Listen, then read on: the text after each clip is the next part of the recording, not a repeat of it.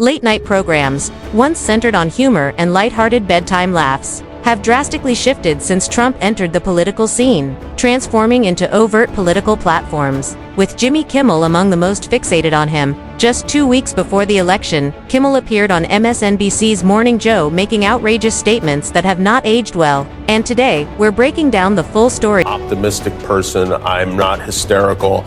I laugh when people say, oh, you've got Trump derangement syndrome. Yeah. I think if you're a reasonable person, you should have Trump derangement syndrome. And by the way, I think he has derangement syndrome about us, too. The fact of the matter is, this is a dangerous person.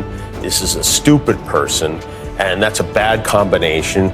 And I think what we're forgetting, I keep forgetting it, and I have to keep reminding myself, is he's not just running for president. He's running to stay out of prison.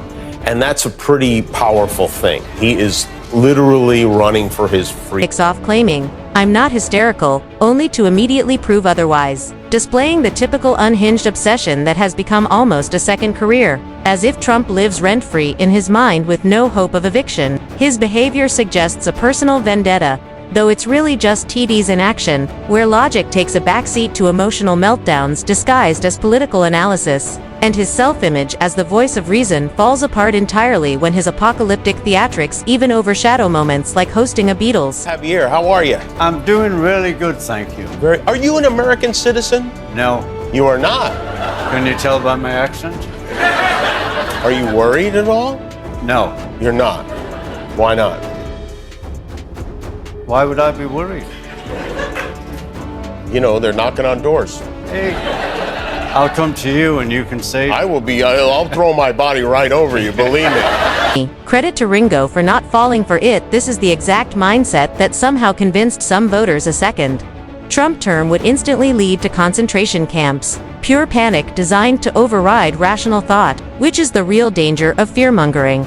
It's never about reality, only control, scaring people enough to influence how they vote. Jimmy clearly hoped Ringo would join the panic, but unlike some fated stars, who mindlessly follow the script, he didn't. Yet the same recycled fear tactics keep resurfacing, a pattern Scott Jennings noted while critiquing late-night hosts increasingly acting as full-time activists, making some very valid points. Notice these people have become pathetic. I mean, they stopped being comedians and they started becoming political activists. I mean, Jimmy Kimmel out here crying. I mean, it's pathetic. And so my question is, if you're going to have a late-night comedy show, at some point people might expect it to be funny and not just a constant political screed against one party. And I don't know that this activism for 4 more years is sustainable if you're going to market something as comedy, but the actual product is nothing more than sort of lowbrow political activism. The left and its absurd policies. But in doing so, they've shown such disingenuousness for so long that audiences are losing interest, forgetting that true comedy should target everyone rather than just one side. And as a result, ratings are slipping across the board. One other point. During the Biden years, there was nobody that provided more comedy fodder possible than Joe Biden.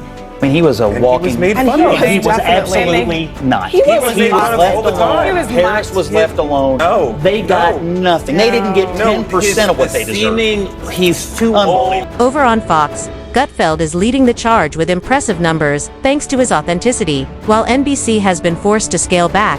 *The Tonight Show, *2 4 nights a week instead of Viva, clear sign that the show no longer resonates with viewers and a reflection of changing times. And issue Piers Morgan didn't shy away from discussing on the Megyn. Further, Megyn, what the hell happened in late night in America? When Johnny Carson was the king of late night, nobody knew who he voted for. Nobody knew. He made a point of mocking both sides. Jay Leno said yesterday, he said, I don't like Trump, but it was a great week for democracy.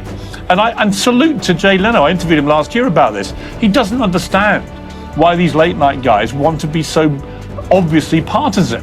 Why? And they're all partisan one way. And there's a reason why Greg Gutfeld is kicking all their backsides in late night on Fox. And it's because he's genuinely funny. He's a comedian. They seem trapped in their own echo chamber, where even the slightest move away from catering to the woke crowd risks alienating the small audience they still have, turning everything into a contest of virtue signaling and proving who's on the right side of history, while comedy and actual jokes have taken a back seat to chasing every trendy cause. They're sort of preaching to some weird choir that wants them to be terribly serious and take all this very personally when their guy, or woman in this case, doesn't win an election. We don't give a stuff. Just be funny. And one of the things that I don't watch any of them anymore, but I see the clips, they're so worthy. The virtue signaling is so pathetic.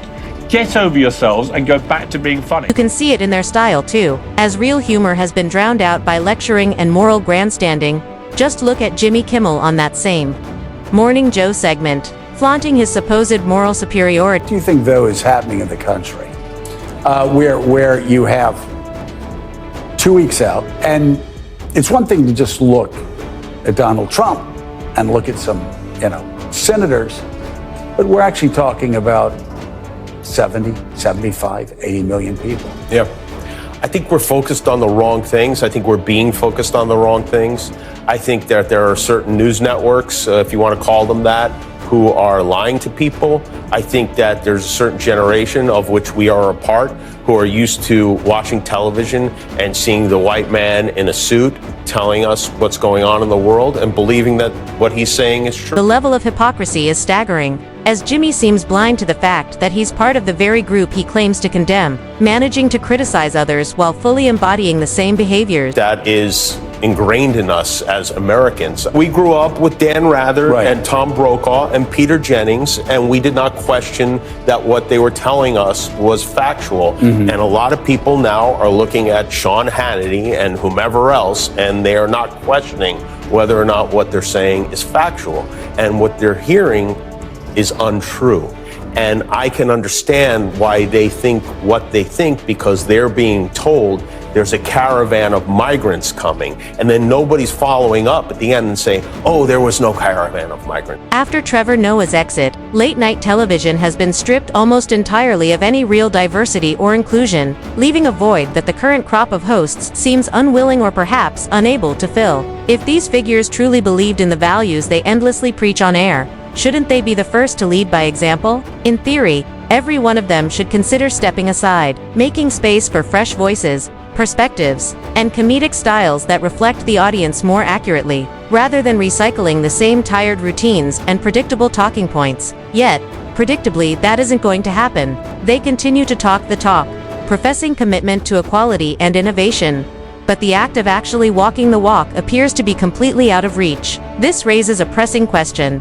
How much longer can audiences sit idly by, consuming the same homogenized, morally performative content, before they begin demanding substantive change? Who among these hosts will actually take the first step, if anyone at all? Will the industry finally acknowledge its stagnation, or will it continue on autopilot, ignoring the widening gap between itself and viewers' expectations? I'm genuinely curious to hear what you think about this shift in late-night culture. Let's get the conversation started. Drop your thoughts in the comments below, and if you want to help your friends stay as informed as you are, share this video with them so they can join the discussion too. Thank you so much for watching. And I can't wait to see you in the next video as we continue unpacking these changes